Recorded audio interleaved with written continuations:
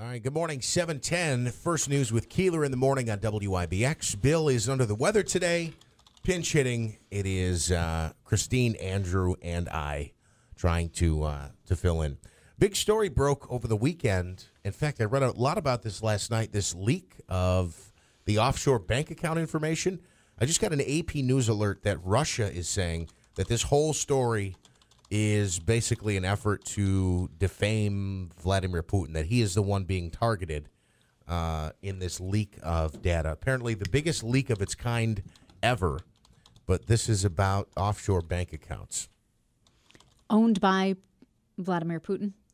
Putin and other rich and famous people, including members of the mafia.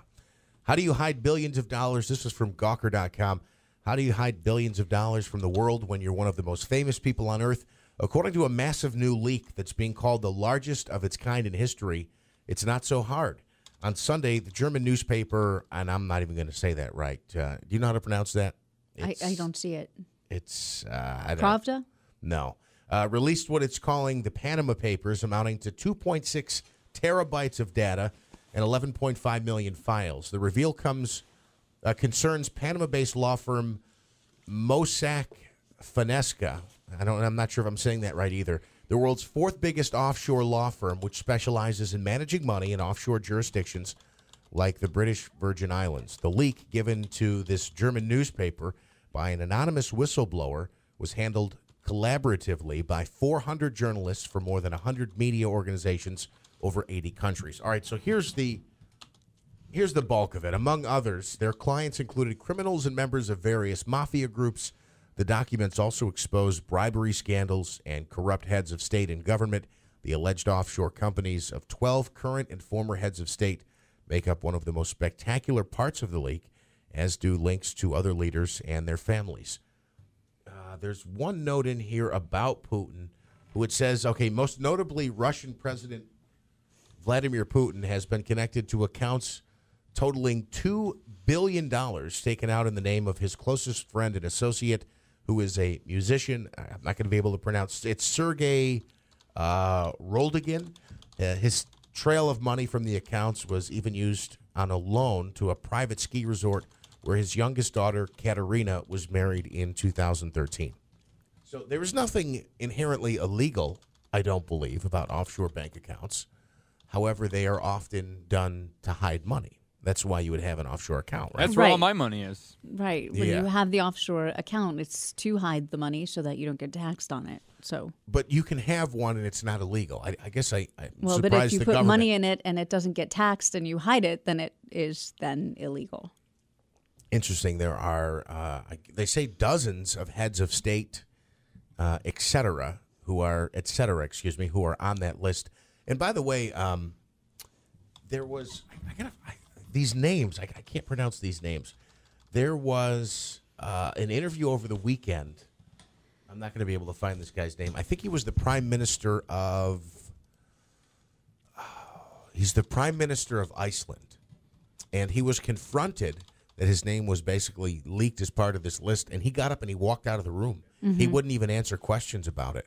He kind of stumbled around, and he tried to answer the question and then couldn't, as he was getting peppered with more questions, just got up and walked right out of the room. So we'll see what comes of this, but this is the largest leak of its kind ever.